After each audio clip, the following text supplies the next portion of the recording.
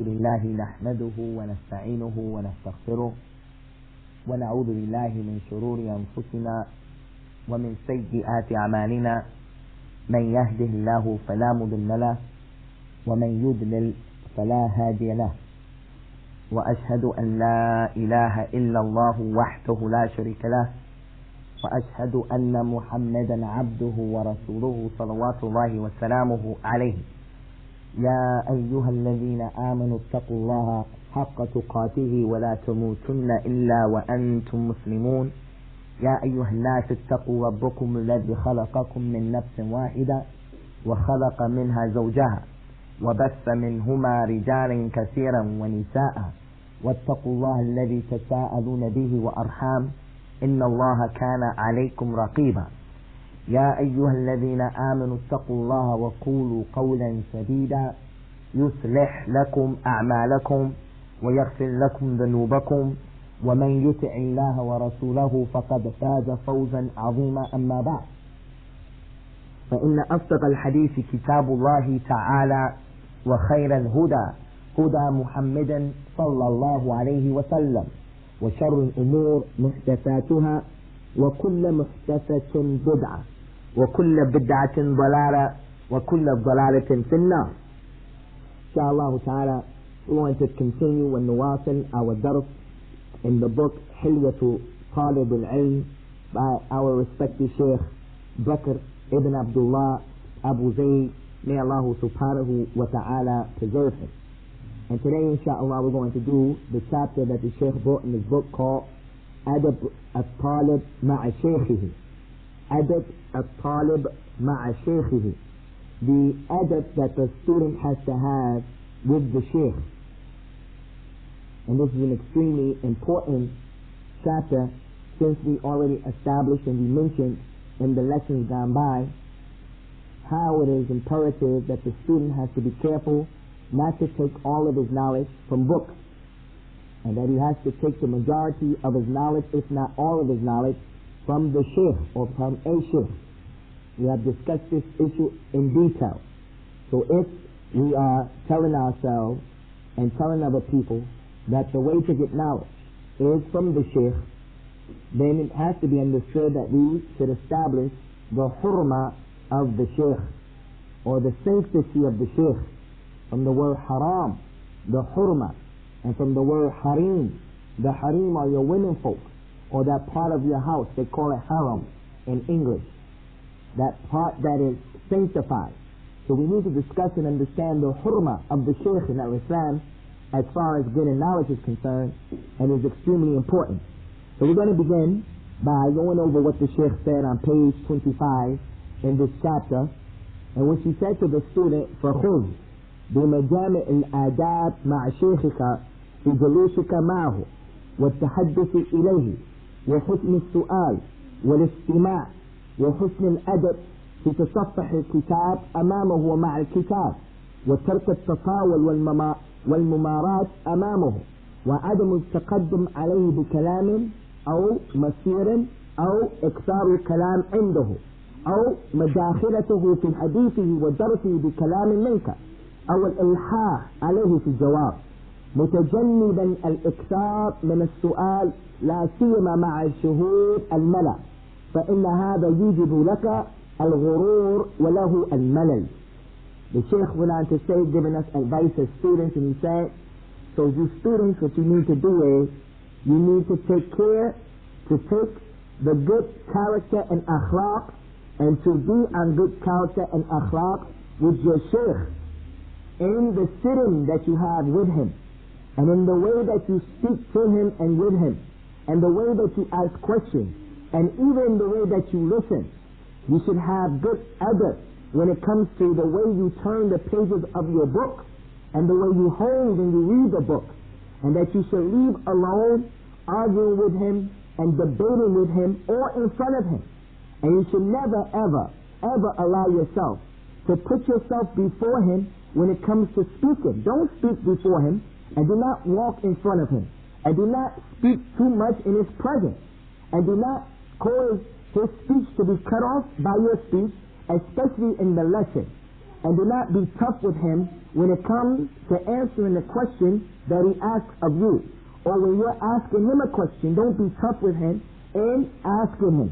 And stay away from asking a lot of questions, especially in front of the people. Because if you were to ask questions like that in front of the people, what it's going to do is, it's going to make you drunk with yourself, and it's going to cause him to be bored with you. It's going to make you ghurur. It's going to make you think that you're more than what you really are. When you ask a lot of questions in front of the people, you're going to begin to have the people think that you know, and you're going to think from asking excessively that you're something. So it's going to make you ghurur, drunk with yourself in front of the people, and it's going to make the shaykh bored with you. He's not going to want you to be his student, and he's not going to want to be your teacher or your shaykh. This is extremely important, some of the things that the shaykh has mentioned here. And in mentioning what he wrote just now in the book, we can find adillah for all of that. Like the statement of Allah subhanahu wa ta'ala in the Qur'an. When we read the Qur'an, we find that Allah subhanahu wa ta'ala has given us many legislations to teach the companions how to be with the Prophet sallallahu alayhi wa ala alihi wa sallam. How they should make the isti'dan before they leave his lesson. Allah Ta'ala ordered them to do that. But from the ayat that we want to read is the statement in which Allah Ta'ala said to the companions, لا تجعلوا دعاء الرسول بينكم كدعاء بعضكم بعضا. O you companions, do not make your calling of the Messenger sallallahu alaihi wasallam the same way that you call each other, but instead call unto him in a better way. Don't call him, Ya Muhammad, come here. Ya Muhammad, come out of your house. And that's why in Surah Al-Hujurat, Allah subhanahu wa ta'ala mentioned those people who call you from behind the Hujurat, they don't have any knowledge. They're ignorant. If they would only have waited until you came out, it would have been better for them. لو صبروا حتى تخرج إليهم لكان خير لهم. If they would only wait until you came out. The Bedouins used to come to the house of the Prophet sallallahu alaihi wasallam. He would be inside of the masjid, and his wives' houses are connected to the masjid, the hujurat. And the man would stand there and he would say, Ya Muhammad, come out, I'm waiting for you. I need to talk to you. Come out now, I'm waiting for you. So Allah Ta'ala revealed those ayats to tell them, this is not the nice adab and etiquette to have with the Messenger of Allah sallallahu alaihi wasallam. So do not make the dua that you call each other by, the call, the nida that you call each other by, don't make it the same way with the Messenger of Allah sallallahu alaihi wasallam. Nor should you make it with his wife. Nor should the people who come after them make it with the companions. Nor should the people who come after them make it with the tabi'een. Until we get to our time. The people who are students shouldn't call out to the teacher, to the shaykh, the real shaykh. We're not talking about one of us. We're sitting in this position because it's a fitna. We are tried to sit in this position. And so therefore, you can't call a brother like myself by his name, by his kunya. No, we're not talking about that. This is cooperation that we're doing right here. We're talking about the real ulama and the real tulabul ilm, those big tulabul ilm. That just as those companions were told not to be disrespectful to the Prophet sallallahu alaihi wasallam by calling him by his first name, or call him by those names that are disrespectful, to call him by those honored names. Ya Rasulullah, Ya Nabi Allah, and things like that. We don't even have them many times calling him by his kunya. We find them saying Ya Rasulullah, and we find them saying about his wives, Ya al-Mu'mineen, O mother of the believers. So that's one of the proofs that show why the Shaykh said what he said. After that, Ikhwan, alright, let us take a look now at how those companions used to be a living example of this issue. How to be with the teacher, with the Shaykh, the real Shaykh. We have the hadith that's been collected by Imam al-Bukhari on the authority of Abu Sa'id al-Khudri radiyallahu anhu. أن رسول الله صلى الله عليه وعلى آله وسلم قام على المنبر فقال إنما أخشى عليكم من بعد ما يفتح عليكم من بركات الأرض ثم ذكر زهرة الدنيا فبدأ بإحداهما وثنى بالأخرى. He said, that the Prophet sallallahu alayhi wa ala alihi wa sallam, he got on the minbar and he said to his companions, verily I am afraid for you from what is going to be opened up to you, to this ummah, from the barakat of the earth. And then the Messenger of Allah sallallahu alayhi wa ala alihi wa sallam, he began to mention about the zuhra of the dunya, the alluring beauty of the dunya. So he went on to mention these things to him. Abu Sa'id al-Khudri radiyallahu anhu, he said, فقام الرجل فقال يا رسول الله أو يأتي الخير بالشر. A man stood up after he heard these things from the Messenger of Allah, and he said, Ya Messenger of Allah, does good bring evil? Does good bring any evil? So Abu Sa'id al-Khudri, he said, فسكت عنه النبي صلى الله عليه وسلم قلنا يوحى إليه وسكت الناس كأن على رؤوسهم الطير. Abu Sa'id al-Khudri said, when that man stood up after hearing the Prophet sallallahu alaihi wasallam telling them about what was going to happen from the evil of the earth being opened up for them when they take from the vegetation of the earth and what the earth sends forth, and the jihad and the spoils of war and the fitna that was going to come as a result of that. So the man is saying, you mean to tell me from making jihad and killing the kuffar and establishing al-Islam, and from planting and working and depending upon Allah to take care of ourselves and our families, that's good? You mean from that good there's going to come evil? So the Prophet sallallahu alaihi wasallam was quiet. So when he was quiet, the companions said amongst themselves, revelation is coming to him. Revelation, the knowledge, revelation is coming to him. Abu Sa'id al-Khudri said, so the people were quiet as if birds were on top of their heads. That's the end of the hadith. What's the point of proof or the wajh al-istidlal from this hadith? It is the simple fact that in describing the demeanor of the companions, that they sat still, waiting for the knowledge of the Prophet sallallahu alaihi wasallam to come out of his mouth. They were waiting for the revelation. You didn't find them while he was in that condition, in that state, waiting for revelation to come, getting ready to give the knowledge from his book, from his heart, from his mind. You didn't find the students, the companions, radiyallahu anhum, talking with each other, laughing, laying down, sticking his legs out, eating bubble gum. No, they sat still. Now it's important that we take a close look at this example, that they sat still as if birds were on their head. This is the epitome of stillness, because you will never, ever, ever see a bird come and sit on anything that's moving, especially a human being. Especially a human being. So it gives us an indication of to what level the companions had respected the knowledge of the Prophet sallallahu alaihi wa ala alihi wa sallam. Another example, ikhwan, is what happened with the companion Abdullah ibn Amr ibn As. Him and his father, radiyallahu anhu. Abdullah ibn Amr ibn As, his father, Amr, radiyallahu anhuma, was about to die. And while he was on the deathbed, he began to cry. So his son came and the rest of the people came while he was in that state. And his son said, Ya Abi, Ya Abata, Alam yubashirka Rasulullah sallallahu alayhi wa sallam bihada? Didn't the Prophet alayhi salatu wasalam give you glad tidings about this? That you were going to die and you were going to go to paradise? And he said it 3 times. Then finally, the father went on to say, I'm not crying because I don't know what's going to happen. I'm crying because he went on to say that he was a person in Jahiliyyah. His life was 3 conditions. And he went on to explain the 3 conditions that he lived on. How in the beginning of Al-Islam, he hated the religion of Al-Islam, and he hated the Messenger of Allah sallallahu alaihi wasallam, and he used to eat, drink, and sleep with the thought of being the one who was going to kill him and extinguish the light of Al-Islam. So he was thinking about that and he started crying. Then he told him about how he accepted Islam, the second condition, how he accepted Al-Islam. And he said, Ya Rasulullah, Lord, I did this and that, and I did this in Jahiliyyah and all of this thing, and I did that. Am I going to be held accountable for it? So the Prophet ﷺ said about his second condition, أَمَا عَلِمْتَ أَنَّ الْإِسْلَامَ يَهْدِمُ مَا كَانَ قَبْلُهُ وَأَنَّ الْهِجْرَةَ تَهْدِمُ مَا كَانَ قَبْلُهُ وَأَنَّ الْحَجْ يَهْدِمُ مَا كَانَ قَبْلُهُ. Don't you know that Al-Islam, when you accept Islam, it wipes away what went before it?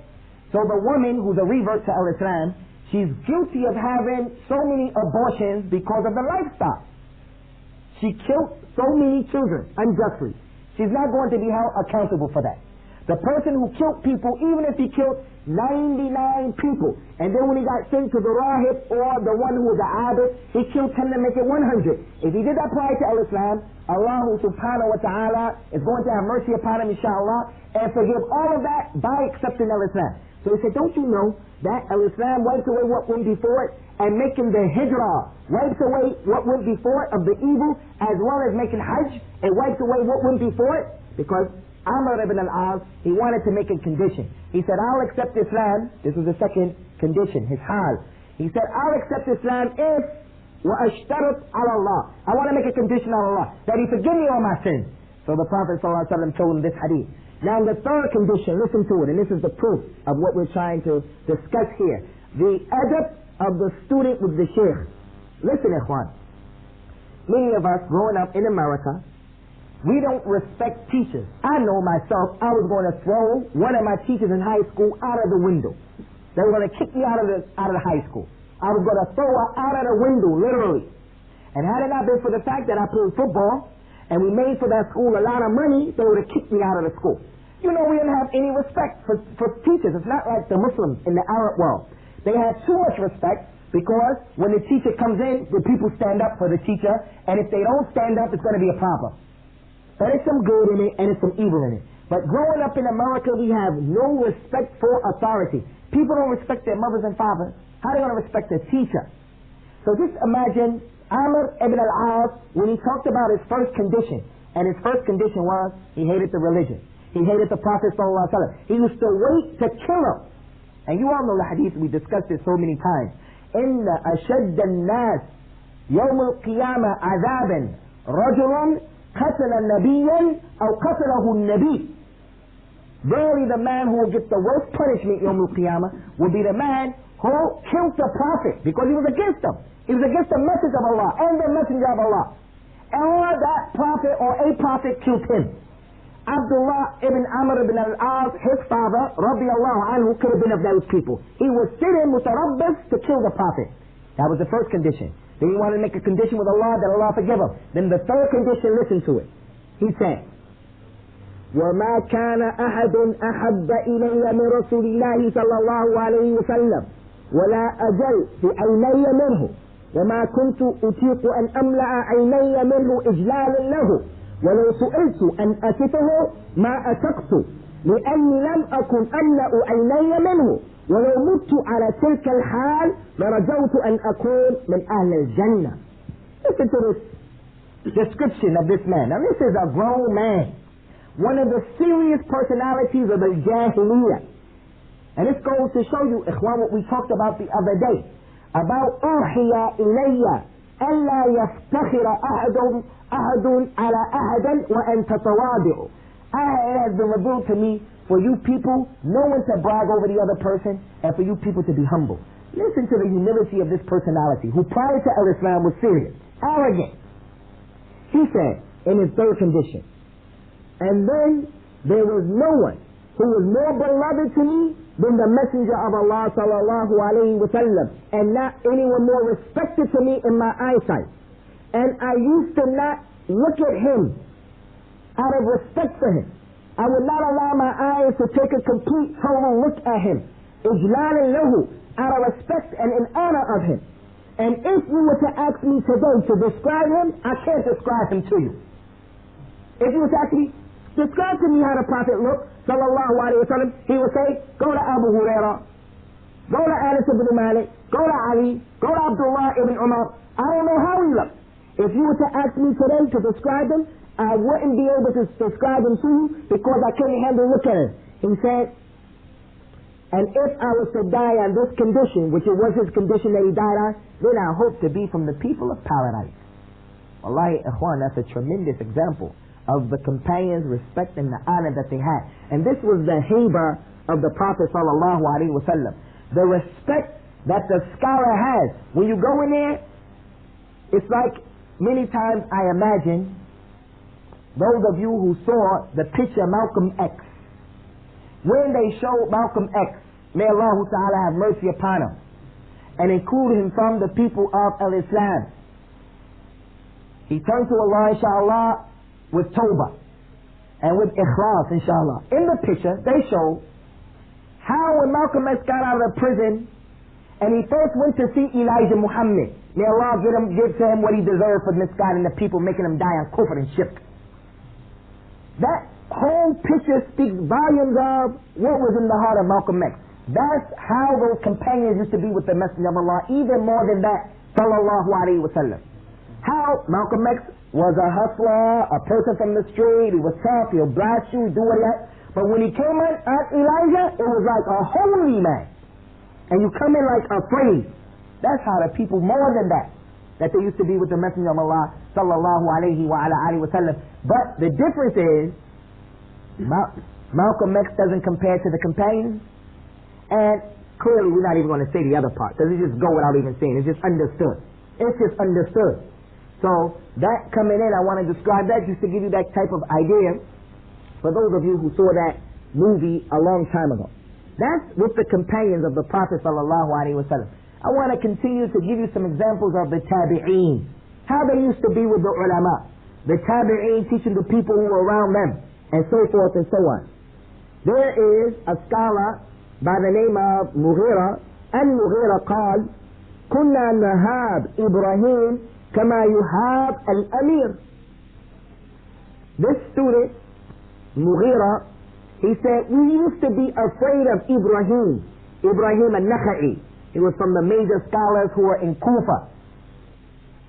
Abu Hanifa rahimahullah ta'ala, that whole Hanafi madhab, Ibrahim al-Nakha'i has a lot to do with it. Because he was a person who taught, the people who taught Abu Hanifa. He learned from who? Abdullah ibn Mas'ud, Ibrahim al-Nakha'i, Alqama, Al-Aswad, all of those people were up in Kufa. And Abu Hanifa was in Kufa. So only if the Ahnaf knew the history of the Tadween and the Tashkil of their madhab, they would find people like this who would teach them, don't be muta'assiba, don't be narrow-minded. Anyway, Mughira said, we used to fear Ibrahim al-Nakha'i just as we used to fear the Amir. When Ayub قال كان الرجل يجلس إلى الحسن 3 سنين فلا يسأله عن شيء هيبة له. Ayub al-Sakhtiyani, Abu Bakr Ayub al-Sakhtiyani, he said in talking about Al-Hasan al-Basri, who was one of the major tabi'een, he said that a man, one of his students, would sit with him for the duration of 3 years without ever asking him a single question out of fear of him. What kind of fear? Not fear that Al-Hasan al-Basri rahimahullah ta'ala is going to beat him up or imprison him or take his money, but out of fear of the knowledge that he had. And when we go, inshallah, to these conferences, and you meet up with the ulama, and that's what we're trying to do for you brothers, is we're trying to, in the short term, prepare you to have the hilya of the talib al-ilm. When you go and you meet up with these ulama and these students of knowledge, when you meet them finally, whether you're going to Tampa, whether you're going to Texas, or whether it's going to be in the future, inshallah, you'll have something in your heart that you want to say. But as soon as you see them, you're going to find something is in your heart saying, I can't ask them, just by the way that they are. And they call that the haiba, that you have fear, but it's more of a respectful fear. Not a fear that he's above being human, or he has supernatural ability, or he can do a superhuman feat. Not like that. And Abdurrahman ibn Harmala al-Aslami rahimahullah ta'ala قال ما كان إنسان يجترئ على سعيد بن المسيب يسأله عن شيء حتى يستأذنه كما يستأذن الأمير. Abdurrahman ibn Harmala al-Aslami, he said, talking about Sa'id ibn al-Musayyib, who was the main student of Abu Huraira radiyallahu anhu. He married the daughter of Abu Huraira. Abu Huraira refused to marry his daughter to the leader of that time, who wanted to give Abu Huraira a lot of money. Instead, he married his daughter to the poor student, his major student. Anyway, Abdul Rahman, he said, a person from the students of Sa'id ibn al-Musayyib, they would not dare ask him a question until they sought his permission, just as they used to seek the permission of the Amir. They would seek permission of the Amir to go here, to go there, to do this. When you come into the Amir, he has the safe, and it's masroor. Around him is his henchmen, their head chopper. Around him are his police. You're not just going to walk in on the Amir and say, yo, Amir, listen, you know that traffic ticket that I had? And you go on and talk. Nah, you better have some adab, especially with those Amirs doing that time. Because they used to look who was dealing with them with adab and who's not dealing with them with adab. It meant a big thing. And it spoke volumes about the man who was speaking. So he said, no one from his students, from the students of Sa'id ibn Musayyib, would dare ask him a question until they sought permission from him first. Another example of that is what happened with Hassan. And Hassan رضي الله عنه قال كان الرجل يطلب العلم فلا يلبث أن يرى ذلك في تخشعه وهديه ولسانه وبصره ويده.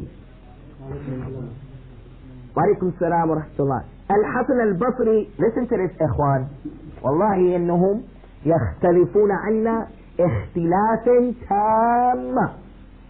The difference between us studying and acquiring knowledge and the difference between them is like the difference between the night and the day. Al-Hasan al-Basri describes how they used to be, and he was from the Tabi'een, as I mentioned, from the major ones. He said in the past, a man would search and try to acquire knowledge, and then shortly after that, لا يلبث حتى يرى.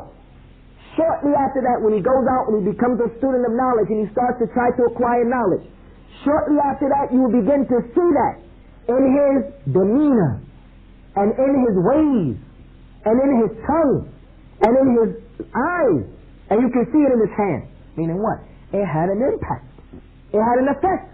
He saw himself not from the Amma to Nas. He didn't see himself from the general people. He saw himself from the students of knowledge. The knowledge alone is enough to make him sharif. He sees himself as being sharif because he's studying the knowledge. There's not a single human being who is worth his weight in salt, except that if you ask him the question, Ya akhi, hal anta jahil or alim? Everyone's going to say, I'm alim. I'm an alim. No one is going to say, I'm jahil. Everyone is going to connect himself to knowledge, which is proof in and of itself that the virtues of knowledge is so great that everybody is trying to connect themselves to it. So now the student of knowledge, he knows that the Prophet sallallahu alaihi wasallam said that the dunya is mal'una. The dunya is cursed. Illa man kana min zikrillah, except what is from the remembrance of Allah. Reading the Qur'an, making da'wah to al-Islam, reading a book, making the dhikr, sitting there, making the salat or whatever. That's not cursed, and it's from what you do in the dunya. And he said, aw alim aw muta'allim, or a scholar, or the one who's learning. Everyone else, you cursed. You walking around trying to purchase a Kenwood refrigerator, or this type of car, or that type of mukayyif, air conditioner, or this gold or that gold. That's all you about. Or I'm trying to buy a Doberman Pinscher or a Rottweiler. You have Muslims worrying about this. What kind of dog you got, Akhi? I got a Rottweiler. Wallahi, all that stuff is cursed. So that doesn't mean that a man doesn't go out and work. We say, Wallahi, we don't want you a part of our masjid and our jamaat if you want to sit in the corner and twiddle your thumb and you're not going to work. No, we want you to go work because you're going to be able to take care of your family. You're not going to be a burden on the community. And on top of that, you're going to bring some resources and some help to the community.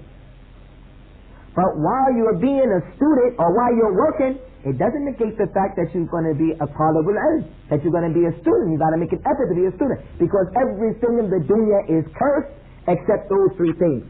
So you see the effect of a man during that time being a student in his demeanor, in his lisan, his tongue, in his eyes, in his hands. عن أحمد بن سفيان القطان قال كان عبد الرحمن بن مهدي لا يتحدث في مجلسه ولا يبرأ فيه قلم ولا يبتسم أحد ولا يبتسم أحد فإن تحدث أو برأ قلما صاح ولبس عليه ودخل. Listen to this. Ahmad ibn Sufyan al-Qattan, he said Abdul Rahman ibn Mahdi was from those high powered nitroglycerin scholars from Ahlul Hadith. Abdul Rahman ibn Mahdi during the time of Al-Imam Abdullah bin al-Mubarak. High power. Wallahi, like Sufyan al-Thawri. He's less than Sufyan al-Thawri, but high power. He, according to Ahmed ibn Sufyan al-Qattani, said, Abdurrahman ibn al-Mahdi, whenever he used to teach the hadith in his sitting, in his majlis, in his class, no one would sharpen their pen, nor would anyone smile. And if someone began to talk or he tried to sharpen his pen, Abdurrahman ibn Mahdi would get up and he would mention that, like, what you doing? And he would get up, put his shoes on, and go in his house. Some people may say, why the Shaykh was shadeed like that? Why the Shaykh was shadeed like that? Ain't he going a bit overboard? Wallahi, he's not going overboard. What's his wajhatu nazar? What's his point of, what is his point? Why does he do that? It's as if the Shaykh is saying to the students, hey, I'm talking to you about قال الله وقال رسوله. Are you talking? Do you see your kalam as being better than the kalam of Allah Ta'ala? Allah had mercy upon you. He had mercy upon all of us to send down from the sama, from above the arsh, some kalam. And in that kalam is your huda, is your hidayah, is your salvation. يا أيها الذين آمنوا استجيبوا لله والرسول إذا دعاكم لما يحييكم. Oh, you believe? Answer the call of Allah and the Messenger if they invite you to that which will give you life.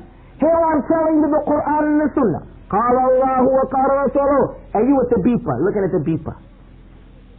So that was his point of view. That was why he used to be tough. He used to say to his students, look, if it was left up to me, I'll just go and I'll worship Allah based upon what I know. But I have to purify the knowledge, so I'm going to come out and I'm going to teach you. But you have to be serious.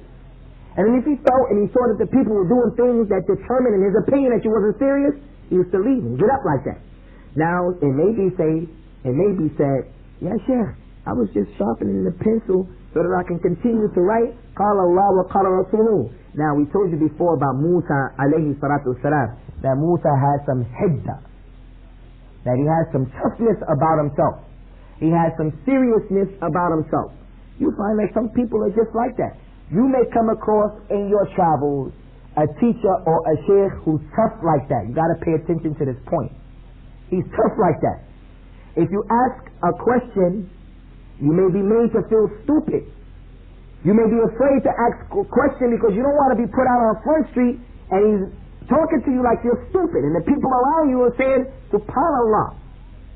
So what you have to do with situations like that is you just have to be patient with the shaykh. As the Shaykh Bakr mentions later about how we have to be patient with the people who teach us when we see from them that which is pleasing. But for the most part, what we'll try to do for the Shaykh Abdul Rahman ibn Mahdi rahimahullah ta'ala is naltamis lahu al-udhr. We have to look for an excuse for him.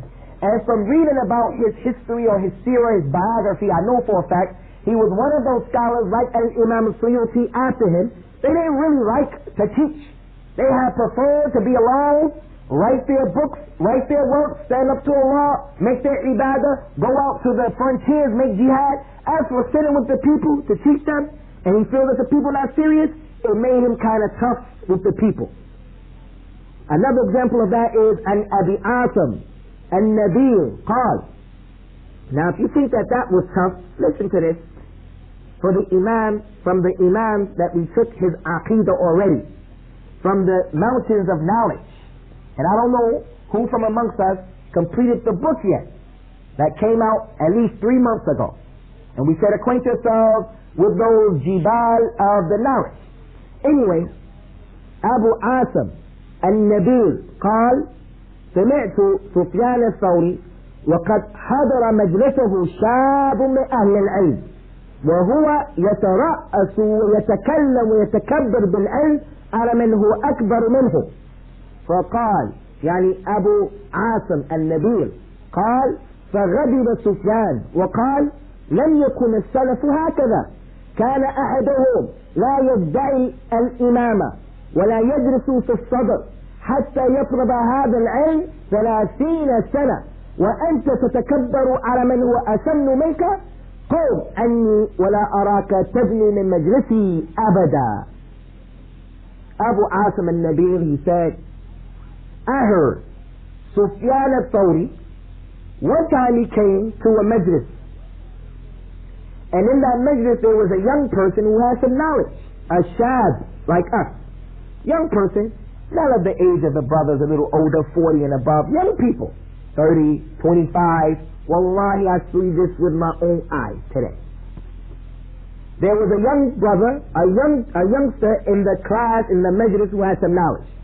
وَهُوَ يَتَرَأَّسُ, and he was trying to be in the head, be above, be a leader in the majlis, this young boy.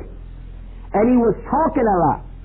وَيَتَكَبَّرُ, and he was arrogant with his knowledge over those people who were bigger than him in age, and bigger than him in knowledge. So Abu Asim al-Nabil, he said, upon seeing this, Sufyan al-Thawri became extremely angry and upset, and he said to this young boy, he said, the Salaf weren't like this before. One of them would never ever claim that he was an imam, an imama, like you the man, you the imam, an imam of the deen. You reach that level where you know the Qur'an, the Sunnah, the Rijal, the Arabic language and all that. He said none of them will ever claim that he was an imam. And that's the truth, akhi. And the proof of that is when the companions used to have a problem, like Umar radiallahu anhu would have a problem. He would invite the people who participated in Badr, the people of Ashura, and he would say, what do you think? He wouldn't say anything. He'll pass it on to him, he'll pass it on to him, he'll pass it on, and they'll pass it all the way around until it start with the one who it began with. Not like the people today. The young person who has a little information, he memorized 20 of the hadith or 40 hadith with where they're at and who narrated them. You ask him a fatwa, as soon as it comes to him, he's going to give you a book. He's going to give you a book. And Ibn Taymiyyah said that in al-Bukhari, he put it in his book on the chapter. He's not going to take into consideration, no. There may be someone else who has the ability to see this issue from an angle that I don't see it. I don't encompass that particular issue or angle. So at least let me give myself a chance and have mercy upon myself. Listen to what the other people are saying, and that's going to do nothing except enhance my perception. That's why I'm just going to put my finger out right here just like that. No, I'm going to peace. That's how to compare. So Sufyan al-Thawri, he said, the people of the past, they weren't like that. None of them used to claim to be an imam. And none of them will sit in the front, make himself foremost in the majlis, until he searched for the knowledge, and he was a student for 33 years. As for you, you're arrogant over people who are older than you. Get up and get out of here. And I don't want to see you in my lesson close to me after this ever again. That was the dealing of Sufyan al-Thawri, who we took before when Shu'aib ibn al-Harb came and he asked him about his aqidah. And that's from Islam as well. That position is shadeed, but it's from Islam. How is it that the young man is going to sit in the presence of older people, mashayikh and the shuyukh? A question is thrown out there on the table. Listen, what's your opinion about this issue or that issue? Whether it's in the knowledge of the deen or the dunya, young people, younger people, we should do what? We should take our time and let people who are older than us speak first. By virtue of the fact that they are older, more than likely they're going to come with some wisdom. That age gives to them that it hasn't given to us. We're not experienced in the deen or the dunya. The people used to come to the Prophet sallallahu alaihi wa sallam, and there would be a group of them, and the young man would begin to talk, and the Prophet sallallahu alaihi wa sallam would say to him, Kabbir, Kabbir. He didn't mean for him to say Allahu Akbar. He meant let the one who is bigger than you speak. So it's from the Sunnah that this young man come and take it easy, even though he had knowledge. In the deen or the dunya, the Prophet sallallahu alaihi wa sallam told us in the authentic hadith that's been collected by Imam al-Bukhari wa Muslim when he described the believer. He said, مثل المؤمن كمثل شجرة خضراء لا يسقط ورقها ولا يتحات. The example of the believer, or the believer is like a tree, a green tree that's in the desert. Its leaves never ever fall off, and the tree is extremely beneficial. He asked his companions, what's that tree? The believers like this tree. What's the tree? The people started saying, this tree, that tree, that tree, that tree, and they started mentioning the trees in the desert. قال عبد الله ابن عمر أردت أن يقول هي النخلة وأنا غلام شاب فاستحيت فقال رسول الله صلى الله عليه وسلم هي النخلة. Abdullah ibn Umar, he said, when I noticed the people talking, I saw Abu Bakr, Umar, and they weren't answering. All of those older people from the companions. He said, in my mind, I wanted to say, it's the date palm tree, but I was a young man and I was small. I was a shy. I didn't want to put myself out there, so I didn't say anything. And then the Prophet sallallahu alaihi wasallam, after going through everybody and not recognizing the young man, he said, it's the date palm tree. So you see the adab of Abdullah ibn Umar. There's another narration that said that when he got up and left with his father Umar, he said, oh father, in my heart I knew the answer and I wanted to say it, but I was shy when I saw Abu Bakr and you being quiet. I didn't say anything, which goes to show Abu Bakr and Umar are the best of the community. When I saw you too quiet, I didn't say anything. He said, Ya Bunayya, had you said it, it would have been more pleasing to me than the red camel. That you were saying it in front of all the people, all those men. They not getting the answer, and here my boy, my little boy, he the one who answered the question? Well, I'd be proud, for lack of a better term. Ikhwan, the reason why the believer is like the date palm tree is because the believer is the one who brings benefit to the other people, just like the date palm tree. If you were to see the date palm tree sends down the dates. You eat the dates, the seeds. If you grind them up, you can make with it medicine, or you can replant it again. The leaves with the branches, the Prophet and his companions used to make from it the masjid, from the trunk. Every single part of the date palm tree, the Arabs used to utilize it for something. Similarly, the believer, he's beneficial. As the Prophet told us, sallallahu alaihi wasallam, khayrukum anfa'akum lin-nas. The best of you is he who brings most benefit to others. He's going to always make himself accessible to the people, and he's going to put himself last whenever he can do that. As one of our brothers came to me the other day and he said, Ya akhi, I don't have any time for my family. I'm coming here in the masjid, we're making tapes, this, I'm working and this and that. I don't have any time. I told him, your family got more rights over you than the other people. The best sadaqah, the best dinar that you spend on sadaqah is the dinar you spend on your family. You have to give everybody their rights. Like the hadith of Salman al-Farisi and Abu Darda, when the Prophet sallallahu alaihi wasallam told and he recognized wa aqarra, he gave his consent to the ijtihad and the understanding of Salman, when he told him, تُعْتِ كُلَّ ذِي حَقٍّ حَقَّهُ إِنَّ لِرَبِّكَ عَلَيْكَ حَقًّا وَإِنَّ لِنَفْسِكَ عَلَيْكَ حَقًّا وَإِنَّ لِأَهْلِكَ عَلَيْكَ حَقًّا فَأْتِ كُلَّ ذِي حَقٍّ حَقَّهُ. Verily your Lord got rights over you, and your body has rights over you, and your family has rights over you, so give everyone their rights. So the faqih is the one who understands how to distribute his time justly and fairly. He doesn't come to the masjid and say, I'm going to give all my time to the masjid and my family just has to deal with that situation. No, that's oppression. Abu Darda's wife was in the house and her soul was, or she was, mutabazzala. She was not caring about herself. She had a soul, she wasn't beautiful in the house. When Salman came and he saw her, he said, Darda, ma sha'nuki? What's wrong with you? Why do you like this? And that was at the beginning of the hijrah, when the Prophet sallallahu alaihi wasallam used to make the muhajir the brother of the ansar. They lived together, they inherited from each other, they were like brothers. You understand? So the rules at that time were different than the rules later on. When he came and he saw her like that, he said, what's your situation? She said, Inna akhaka Abu Darda la hajata lahu fi dunya. Your brother Abu Darda, he has no need for me. He has no need for me. He's busy making salat all night long. He's busy fasting during the day. He ain't in the masjid. He's just an abid. We don't have anything going on whatsoever. He's like that hadith of Abu Zara. One of the 11 women described her husband, and she said to those other women, as for my husband, he's like the Fahd, the panther, like the black panther, the Fahd.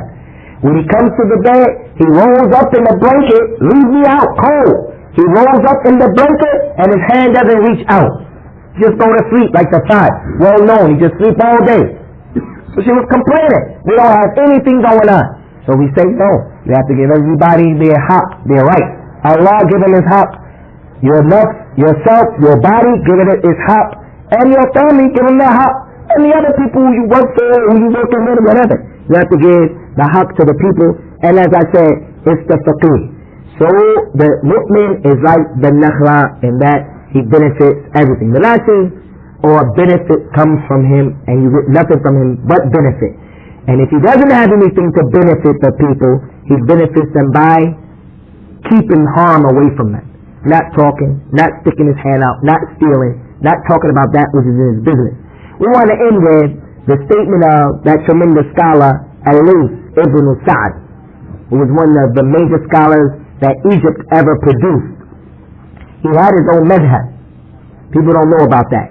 Like Al-Imam Al-Awza'i and Al-Imam Ibrahim ibn Ishaq Rahaway and Al-Imam Muhammad ibn Jarir Al-Tabari. They had their own madhab. Al-Layth ibn Sa'd was from Egypt. He was high-powered and he was nitroglycerin. He said, and this is really important for us, because if you're saying this to those people at that time, then what about the people of today? What about the students of knowledge today? Listen to the statement of the Imam. He said to his students, after sitting with them, he saw some behavior from them that wasn't pleasing to him. He didn't like the way they were acting in the majlis of knowledge. And this whole topic of what we're discussing right now is how we are to act with the people of knowledge, with the Shaykh, with those people who are teaching us. He saw from the students some behavior that wasn't befitting students of knowledge. So he said to them, ما هذا أنتم فيه؟ ما هذا أنتم فيه؟ أنتم إلى يسير من الأدب أحوج منكم إلى كثير من العلم. والله this is the حق أخي. ما هذا أنتم فيه؟ أنتم إلى يسير من الأدب أحوج منكم إلى كثير من العلم. He said, what is this that I see from you people? Why are you acting like that? What is this thing that I've witnessed from you? Chewing bubble gum in the majlis, making a big bubble, it bursts, and it get on your lihya and on your mouth. Now you got the gum, pulling the gum off of your face like this in front of the rijal. Laying there, your feet facing towards the Shaykh, you laying down, sleep. What is it that I see from you? He said, really, you people are in need of a little bit of adab or etiquette more than you are in need of a lot of knowledge. You are more in need of a little bit of adab. Adabun yasir, just a little bit. You need that more, you are more in need of that than you are in need of a lot of knowledge. So you running around trying to accumulate all of these books, and you running around trying to memorize all of these statements, and you running around trying to make yourself aware of all of these opinions, and you're acting like an idiot. I just got a telephone call from a friend of mine from England, from Nottingham. They said Robin Hood was up there. That's a story. I went to that place. It's a beautiful area, and those brothers are on the fitra. He told me that our brother and our Shaykh, one of the pioneers of Islam and the dawah and the proper understanding. And you all know my position concerning this brother, that we wish and we hope that this brother would be more ardent and more articulate in putting the stake down and defending the dawah and not giving people the opportunity to misread him, because when he continues to do what he's doing, he gives these young whippersnappers this opportunity to do what the brother just told me on the telephone. He said that our brother and our Shaykh, Abu Amina Bilal Philip, went to England, and he went to Birmingham, and he made salah in the masjid with the young brothers who have some shidda and some hidda fi ghayri mahalliha. They have some harshness sometimes when it's not necessary. I know they'll hear this criticism and they'll swear they're above this criticism. But the one was humble, he says, no, I'm not above criticism. I recognize, yes, I have some shiddah. He said that Bilal Philip said to the brother, when he came out of the masjid after making the salah, and he came out, he said, right after he prayed, he noticed the people were getting up, running out, leaving quickly. He said when he came out to leave, where the brothers normally stand close to the masjid, they had crossed the street, which isn't normal. They had crossed the street. I asked the brother, why did they do that? He said that one of the brothers had informed another brother because they didn't want to give Bilal the salam. They don't want to give Bilal the salam. Why? Because he's a deviant. This is what we have, ikhwan, from the people who are young, and they're looking for, trying to be the head of something, and you're not the people to be in the head. And let me make it perfectly clear, as we said so many times, and this inshallah has gotten back to that brother, we wish and we hope and we pray that that brother will make a stronger stance for the dawah. But to take his books and to throw him out, to put over him the tag or the title of being a deviant, wallahi, that's oppression. That's oppression, and it's not going to be done by people who have knowledge, by people who really have knowledge. Those people who I know who have knowledge, who know that brother, I've never heard any of them describe that brother as being a deviant. And all you have to do is read his books to see that Allah subhanahu wa ta'ala has blessed the brother. Now we go on to the next statement of the Shaykh, inshallah subhanahu wa ta'ala. And that's on page number 26. When the Shaykh said, and he made a dua for us, أعيذك بالله من سميع الأعاجم والطرقية والمبتدئة الخلفية من الخضوع الخارج عن آداب الشرع من لحس الأيدي وتقديم الأكتاف والقبض على اليمين باليمين والشمال عند السلام كحال تلبس الكبار الأطفال والانحناء عند السلام واستعمال الألفاظ الرخوة المتخاذلة مثل سيدي ومولاي ونحوها من ألفاظ الخدم والعبيد. Now when the Shaykh talked about how we should be with the scholar, he just doesn't leave it open like that to make you think now we're going to be slaves to the Shaykh. We're going to be people without any honor and self-respect. He said, I seek refuge in Allah for you brothers, and I say to you, stay away from what the A'ajim do from the Turuqiyya. And A'ajim is from Ajami, the non-Arabs, really, that's what it literally means. But here, more than likely he means those people who are not, it can mean the non-Arabs. But right here it means, inshallah, those people who are not from the people of knowledge and the people who have sin. Stay away from what those people who are non-Arabs of the Turuqiyya that were introduced in the religion, like the Sufi, the deviant Khalafiyya, not the Salafiyya, the Khalafiyya, the people of the latter time. Stay away from what they do, from making themselves al-khudu'. They're like being so humble, but it's the humility that is outside of the etiquette of what has been legislated, like kissing the Shaykh's hand, and kissing his shoulder, and holding his hand with your right hand and your left hand when you're giving him salam. And you know how when older people, the way that they show younger children how they love them, and don't act like him, don't act like that with the Shaykh.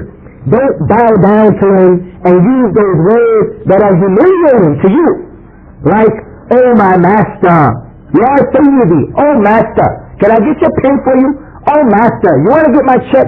He says stay away from those types of statements that are like the statements of the servants and the slaves. After that, we're almost finished here, insha'Allah ta'ala. We want to read this part on page 27, which is extremely important because he's explaining to us what is it about the Shaykh that we're receiving, because the Shaykh is your Ra'sul Mal. The Ra'sul Mal is like the capital, but here it's really, the Shaykh is the one, when you find a good one who's going to teach you, he's like the one you're going to get the real benefit from. Your profit is going to come from him being on the scene, especially if he's qualified. So look what the Shaykh went on to say. He said, القدوة بصالح أخلاقه وكرم شمائله أما التلقي والتلقين فهو ربح زائد لكن لا يأخذك الاندفاع في محبة شيخك فتقع في الشناعة من حيث لا تدري، وإن كنت لا تدري فكل من ينظر إليك يدري، فلا تقلده بصوت والنغمة ولا مشية وحركة وهيئة، فإنه إنما صار شيخ جليلا بشيء فلا تسقط أنت بتبعية له في هذه. This is a nice statement. He said the example that you should take from the Shaykh to learn and to get benefit, the qudwa, the example that you take from him in the lesson should be in his character and his mannerisms. That's what you should really get from him. And as for him educating you and teaching you and you take it from him, then that's just an added profit. On top of you benefiting from his character and his mannerisms, if you're learning and getting educated, that's added onto learning mannerisms and characteristics, good character. He went on to say, do not allow your love for the Shaykh to cause you to fall into that which is disdainful.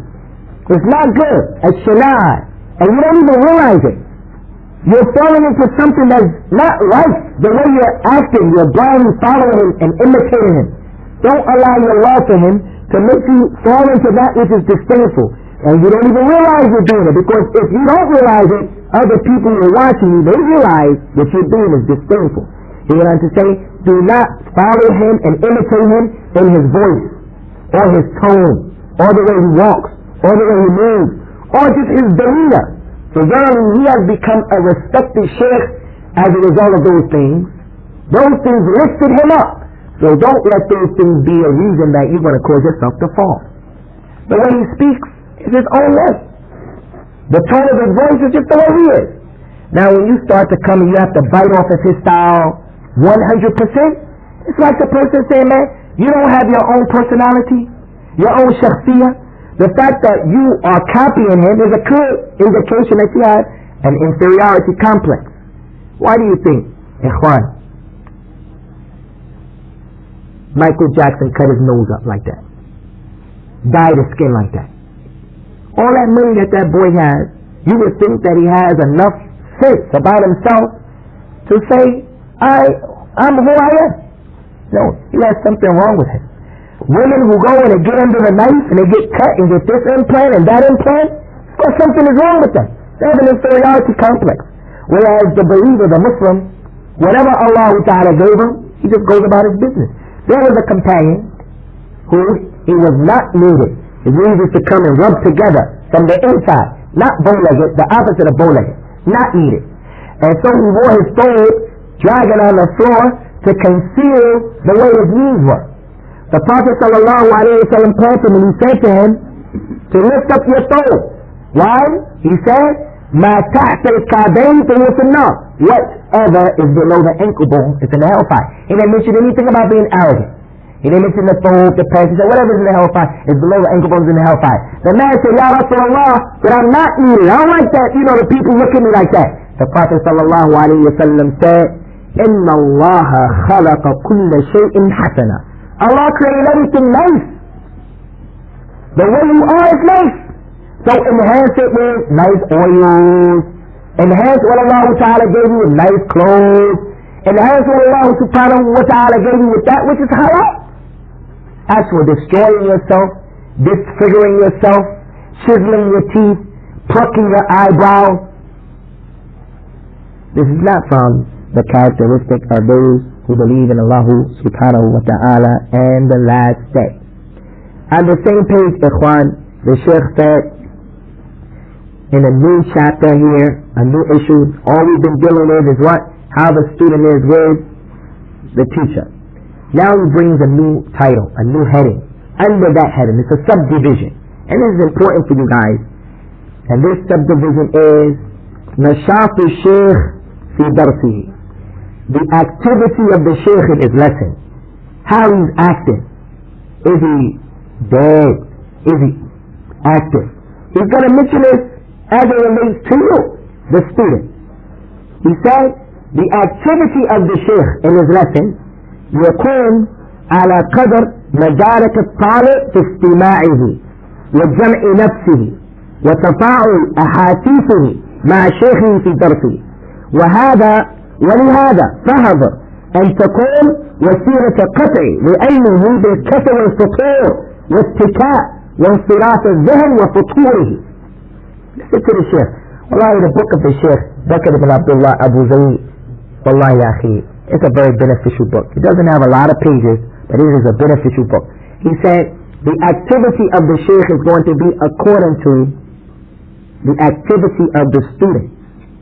How the student listens, how the student comes to the class, to the lesson, and his soul, his nafsi, he comes with a desire to learn. You see, everything is there for him. And how his ahadith, his senses, and how his senses are, his listening, his looking, how he's with the Shaykh in the lesson. So the Shaykh said, for that reason, I warn you, be careful that you don't become a person who cuts off his knowledge because you're lazy, because of your laziness and your complacency and the way you're sitting and the fact that your mind is just all over the place. You will be mahroom, prohibited, and locked out of the box of barakah from his knowledge by the way you're acting. He went on to bring a statement of one of the scholars of Islam, and Zayd ibn Wahab قال عبد الله حدث القوم ما رمقوك بأبصارهم فإذا رأيت منهم فترة فانزع. Abdullah ibn Ahmed rahimahullah ta'ala, he said, teach the people as long as they're looking at you with their eyes and they're paying attention and they're with you. But when you see that they're becoming bored and they're looking all over the place and they're distracted, then stop teaching. Why? They're not with you anymore. Now we come to the very last part, insha'Allah ta'ala. And that's another subdivision, a new one, that the Shaykh is going to end this chapter, and we're going to end our lesson with this subdivision, which is called At-Talaqqi and Al-Mubtadi', taking the knowledge from the deviant. He's talking about the Shaykh, right? Now what about taking the knowledge and searching for the knowledge and there's a deviant teaching? How it's supposed to be? With all what he mentioned before? He went on to say, احذر أبا الجهل المبتدئ الذي مسه زيغ العقيدة وغشيته سحب الخرافة يحكم الهوى ويسميه العقل ويعدل عن النص وهل العقل إلا في النص ويستمسك بالضعيف ويبعد عن الصحيح. ويقال لهم أيضا أهل الشبهات وأهل الأهواء. ولذلك كان عبد الله بن المبارك رحمه الله تعالى يسمي المبتدع الأصاغر. وقال الإمام الذهبي رحمه الله تعالى إذا رأيت المتكلم المبتدع يقول دعنا من الكتاب والأحاديث وهات العقل فاعلم أنه أبو الجهل. وإذا رأيت التارك التوحيد يقول دعنا من النقل ومن العقل وهات الذوق والوجد فاعلم أنه إبليس قد ظهر بصورة بشر أو قد حل به فإن جبنت منه تهرب وإلا فاصرعه واضرب على صدره واقرأ عليه آية الكرسي واخلقه. Listen to this. Concerning this issue of taking from the Mubtadi', the Shaykh said, beware of Abu Jahl, father of ignorance, the Mubtadi', the one who has a problem in his aqidah, and the khurafa has overcome him. Al-khurafa is, ghashiyathu suhb al-khurafa. Al-khurafa is like, he prayed so much he became a bird and he flew away. Like that kind of thinking, like, many of the Muslims have. From khurafat. The man, he's a righteous man, the qamah, the wheat, used to just come down the chimney and fill up his whole house. You have to have tawakkul ala Allah. I'm going to tell you about this story about this man who lions used to bring food to his house and stuff like that. That's khurafa. Stay away from that person. Be careful of that person. the one who the khurafa has overtaken. He causes his desire to be the main judge for him, and he calls his desires intellect. And he leaves and goes away from the text. The Shaykh said, and is the intellect except is used for the text? وَهَلْ الْعَقْلُ إِلَّا فِي النَّصْ? Allah gave us this intellect so we can use it in the text. They're not distinct and apart from each other. They come together. And that's why Ibn Taymiyyah rahimahullah ta'ala, he established a qaida in which he said the aql sahih or the nafs as-sahih lan yu'arad al-aql as-sahih. The authentic text will never ever contradict the aql that's salim. Ever. The hadith of Musa and the malakul maut. It doesn't go against the aql as-sahih. All of those ahadith that are amazing to believe in, they never ever go against the intellect that is salim. You can always give examples of why it's easy to believe in the fact that Musa, when the malakul maut came to him, alayhim as-salatu was-salam wa ala nabiyyina as-salatu was-salam, you can explain why he punched him in the eye and knocked his eye out. Whereas the other person who has a aql that's not salim is going to say, oh, how are you going to punch an angel's eyeball out? The angel is stronger than the human being. Musa didn't want to die. Everybody want to die. Why Musa didn't want to die? And they go on and on. إِلَّا مَا لَا نِهَايَ لَهُ وَلَا فِيهِ. So the Shaykh went on to say that the aql is used for the nafs. Stay away and beware of the person who's always holding on to that which is da'if and is far, far away from that which is sahih. They are also called the people of ash-shubahat, ahli shubahat, the people of ambiguity. And they also call ahli ahwa, the people of desire.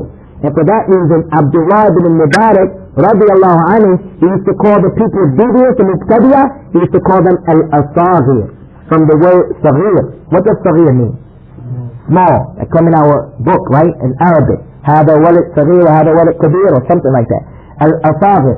Abdullah ibn Mubarak used to call those deviants small, al-asagir. And that's from the hadith of the Prophet sallallahu alaihi wasallam, when he told us about one of the signs of the hour, when he said, إِنَّ مِنْ أَشْرَاطِ السَّاعَةِ أَنْ يُلْتُمِسَ الْعِلْمِ عِنْدَ الْأَصَاغِرِ. فسئل الإمام عبد الله بن مبارك ومن الأصاغر؟ من هم؟ قال الذين يقولون برأيهم أما الصغير يروي على الكبير فليس بالصغير. The Prophet said from the signs of the hour sallallahu alayhi wa sallam is that people would search for knowledge, religious knowledge. They would go out and search and try to acquire it with or from the asagir. They asked Abdullah bin Mubarak, who are the asagir? He said those people who give their own opinions about things. You ask him about this ayah, the hadith, he gives you his own opinion.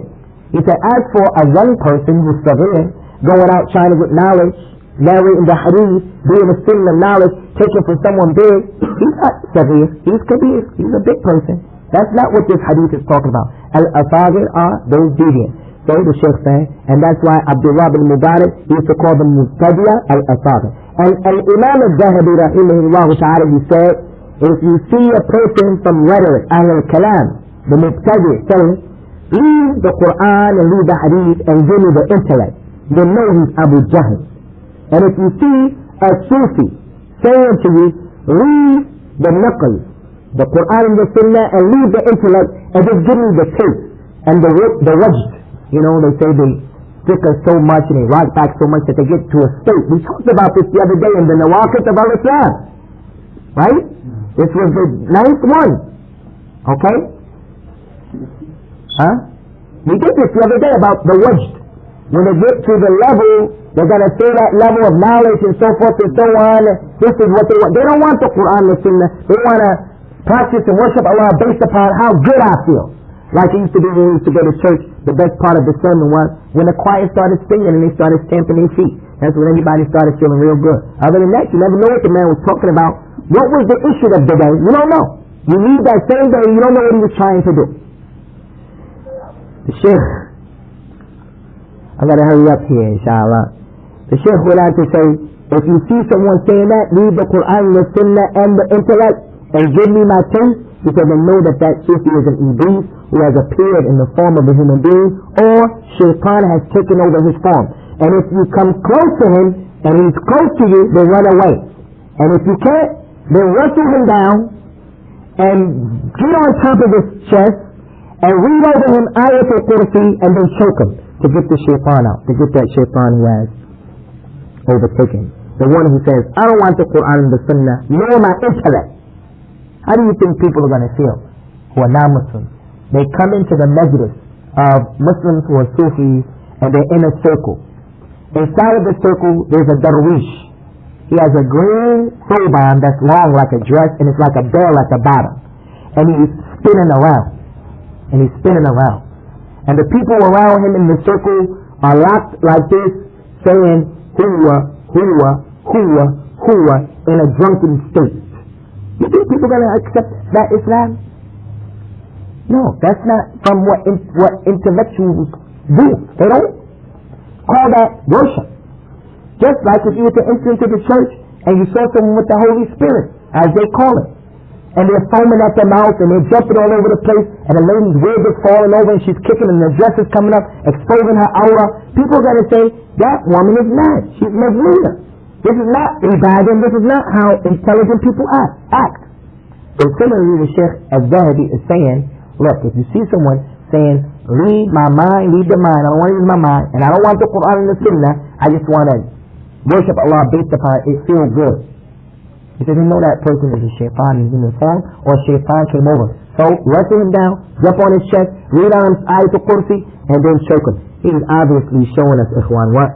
He's showing us to not take knowledge from those types of people. Like Al-Imam Malik said, rahimahullahu ta'ala, لا يؤخذ علم عن أربع ففيه يعلم السفه وإن كان أروى الناس وصاحب بدعة يدعو إلى هواء ومن يكذب في حديث الناس وإن كنت لا أتهمه في الحديث وصالح عابد فاضل إذا كان لا يحفظ ما يحدث به. خرجه الإمام الذهبي في السير. الإمام Malik, you can find his statement and his explanation in those tapes that we did about Sahih Bukhari. Al-Imam Malik said, rahimahullah ta'ala, 4 people you shouldn't take knowledge from. You shouldn't take knowledge from the person who is ignorant, and he broadcasts his ignorance by his actions. Even if he was from the best people to narrate the hadith, he memorizes and he writes it down, he has itqan, he has precision in narrating. But if he is foolish, don't let him be your teacher. And the second one is, a person who is a mubtadi' and he calls to his deviation. The third one is, a person lies in the speech about the people. I tell you something, you go and you relay a message to another brother, what I said is backwards. It's backwards. Every time you go, whatever I said to you, you relay it, and it's backwards. Don't take that person, don't let him be the teacher. The Shaykh went on to say, even if I personally don't see him as being weak in hadith, because he messes up the narration and he lies on the people and he messes up their speech, I'm telling you not to take his speech. And the fourth one is a righteous worshipper who is virtuous. But he doesn't remember what he's talking about. He doesn't remember. He doesn't have a good memory of what he was teaching and what he heard. But he's a good person. He prays a lot, he fasts a lot, he's righteous. You can give him an imana, he'll take care of the amana. But he doesn't memorize. So we should stay away from the mubtadi', insha'Allah ta'ala, in the bab of at-talaqi wa talqeen. We should make it our business not to allow people who are deviants to teach us. And the issue of how those people of the past used to feel about the deviants is clear. As some of them used to say, I would prefer to see my son coming out of the house of prostitutes, people of ill repute, before I would see him coming out of the house of the deviant. I would prefer to see my son drinking khamr in the masjid, at the minbar. That's more to my preference than seeing him coming out of the house of a person who is a deviant. Is he wishing that his son drinks khamr? No. He's showing you how much he hates that. As the Prophet says, sallallahu alayhi wa sallam, inna allaha ihtajaza at-tawbata and sa'ib al-bid'ah. Allah has put a veil. In another narration, inna allaha ihtajaba at-tawbata and sa'ib al-bid'ah. Allah has put a veil, al-hajiz. He has put a barrier between the mubtadi', the deviant, and tawbah. The mubtadi' doesn't make tawbah because he sees what he's doing as ibadah and at-taqarrub. He's getting close to Allah. This month, the month of Rajab, the Salatul Raga'ib, nas'al Allah al-afiyah wa salama. He does that fast on the first Friday of the month of Rajab, and he does that salat, those 12 rak'at, and each rak'at he reads إِنَّا أَنزَلْنَاهُ فِي لَيْلَةِ الْقَدْرِ and قُلْ هُوَ اللَّهُ أَحَدٌ in each rak'at. He does that because he thinks he's getting close to Allah. And now we're getting ready to see something tremendously strange, and that is Al-Isra wal-Mi'raj. No delay that it was the 27th of Rajab this month, but yet you're going to see cookies and cakes and ibadah and crying and salat and siyam and this and this and that and that. So when you come to me, you say, Akhi, rasqam bi nafsik, take it easy on yourself. Take it easy on yourself. Stay away from this, it's not good. He's going to say to you, أرأيت عبد إذا صلى, what's the ayah? أرأيت عبد إذا صلى, أرأيت الذي ينهى عبد إذا صلى. He'll say to you, have you seen the one who prevents the abd? He'll read this ayah on you, as if you're trying to stop him from doing this. أرأيت الذي ينهى عبد إذا صلى. Ya akhi, just like the man when he stands up to pray the salat and I come and I tell him, you can't pray without wudu. And I'm stopping him, I have a reason, some big deal. You can't pray without having your outer cover your naked. You can't read that ayah. أرأيت الذي ينهى عبد إذا صلى. No, I'm going to stop you now because you can't do it. Similarly, these issues that you're doing right now, like the Salat al-Raga'ib and these other things, مَا أَنزَلَ اللَّهُ تَعَالَى بِهَا مِنْ سُلْطَانٍ. The very last thing that we want to mention, and we'll finish here, insha'Allah ta'ala, is if you don't have any khiyar and there's not any ittisa', there's no opportunities except to learn from the people of bid'ah. The mubtadi' memorizes the Qur'an and he's mujawwid. He reads very nice and he knows the ahkam of the tajweed. He's the only one in the area. He's the only one we can acquire it from. He knows the Arabic language better than everyone else. And we can get benefit from that. Then we say, insha'Allah ta'ala, those of you or those of us who have the ability to go and not to be affected by his evil because they are like as Al-Imam Waqi' Ibn Jarrah used to say, and he was the Shaykh of Al-Imam Shafi'i. شكوت إلى وكيع سوء حفظي. الإمام وكيع Ibn Jarrah, he was like Abdurrahman Ibn Mahdi, high power. He said about Ahl al-Bid'ah, they're like the Aqrab, the scorpion. Yeah, the Aqrab. What does the scorpion do? He digs himself into the sand and you can't see him. And his tail is sticking up. You walk on him, bam, he's stinging, you got the poison. He said, that's how they, they're not just going to jump out like that and say, hey, I'm a mubtadi', I'm qadari, I'm murji'i, I'm jabari. You're not going to say that. They're going to bury themselves in the sand. قال الله تعالى وقال رسول الله وفعل أبو بكر وعمر وأبو بكر وأبو هريرة فعلوا وفعلوا until إذا تمكنوا من قلوب الناس once they get your heart. Oh, look, we're going to have a secret meeting tonight. You have to come over tonight. You're going to see the yaqeen. Tonight is the later to the yaqeen. Tonight. Once they get your heart. Now you set up for it now. So those of us who have the ability not to be affected and you have enough understanding to be able to push things aside and recognize when they're trying to pour into the glass of knowledge poison. If you have that ability, then you say yes, go ahead and study. And that which that person is mutahaffis in, he's an expert, he knows it well, it's his specialty, it's his skill. But those are the people who have some khifah in their aql, they're not very strong in knowledge or in their mind. No, don't send our babies to the mubtadi'ah. Don't let your daughters and your wives be taught by the mubtadi'ah. لا أبدا أبدا. من عندهم خفة وضعف في عقولهم. And the proof of that is Abu Huraira benefited from Shaitan in Ayat al-Kursi. When Shaitan came and he was stealing from the Sadaqah, and finally he taught him Ayat al-Kursi. So Abu Huraira is Safada. He got benefit from Iblis. But who is Abu Huraira? Abu Huraira, huwa man huwa, he is who he is. So with that, inshallah, we bring this portion of the book of the Shaykh, Hilyata, Talib al-Ilm, the Hilya, the nice apparel of the student of knowledge. We already put on ourselves the crown, al-Ikhlas, and we talked about all those other things, and now we're trusting ourselves with the rest, being with the Shaykh, and how to be with the Shaykh. The last thing that I want to mention before I entertain a question is, I'm serious and sincere when I say to you, as that statement of Aisha in the Muqaddamah of Al-Imam Muslim, in Sahih Muslim. It's in the Muqaddamah, and it's weak. And that's a statement, Ya akhi, salli rak'atayn qabla an tajid. The Prophet, Aisha said that the Prophet sallallahu alayhi wa sallam said, or she said, that qabla is over here. Now, malish.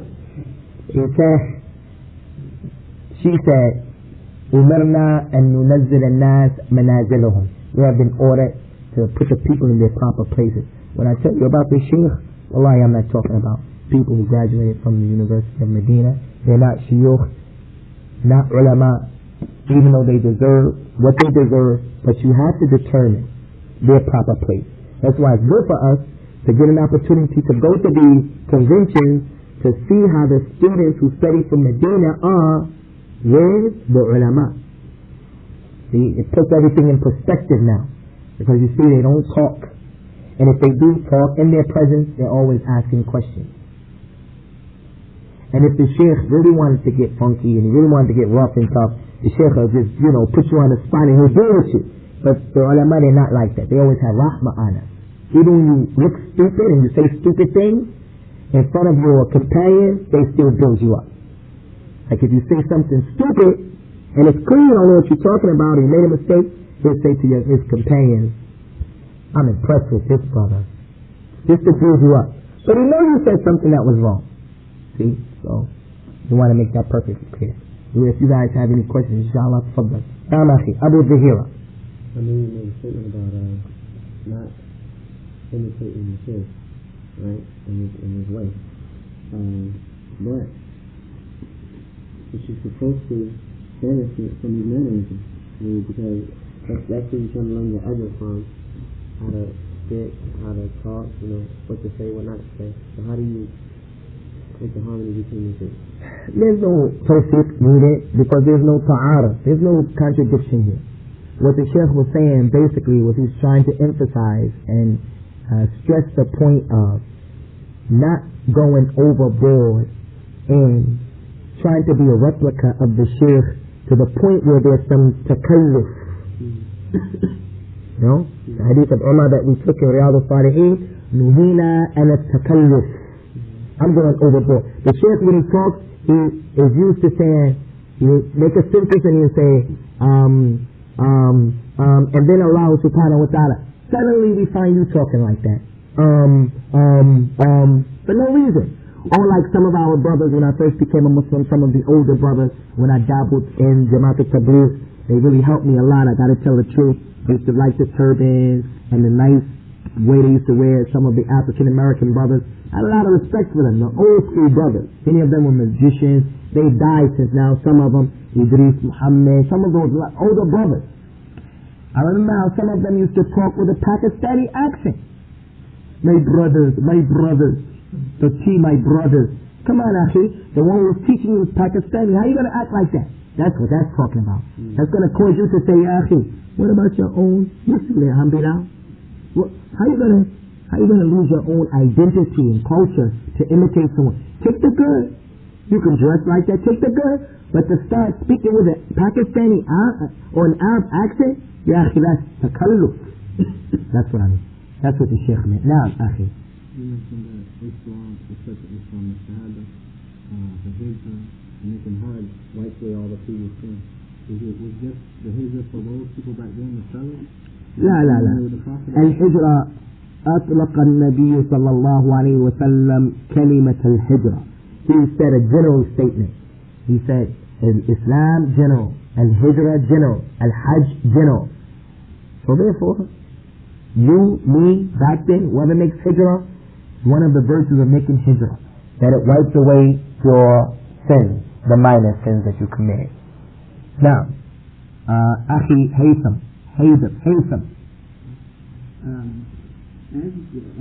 student, sometimes we don't know what is the sunnah, what is the right hadith, what is the right explanation, and this is why I'm a student.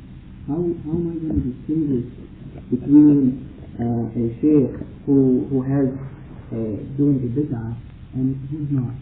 Maybe just explain something that I can begin with, or I can know this person, or I can test him. والله أخي هيثم هذا السؤال وجيه وفي محله. Hey, that's one of the most important questions that were asked. It was asked all year. It's a very important question. So what we can do to protect ourselves and to come to know is those people whose knowledge is established and their imamah is established. We ask them about the person. People who we know have knowledge. The scholars and people of knowledge have given them the shahada, and they have bore witness. Yes, these people, this is a person. We ask them about that person. The other thing is that it is the responsibility of each and every person to read himself, to have some ittila yourself.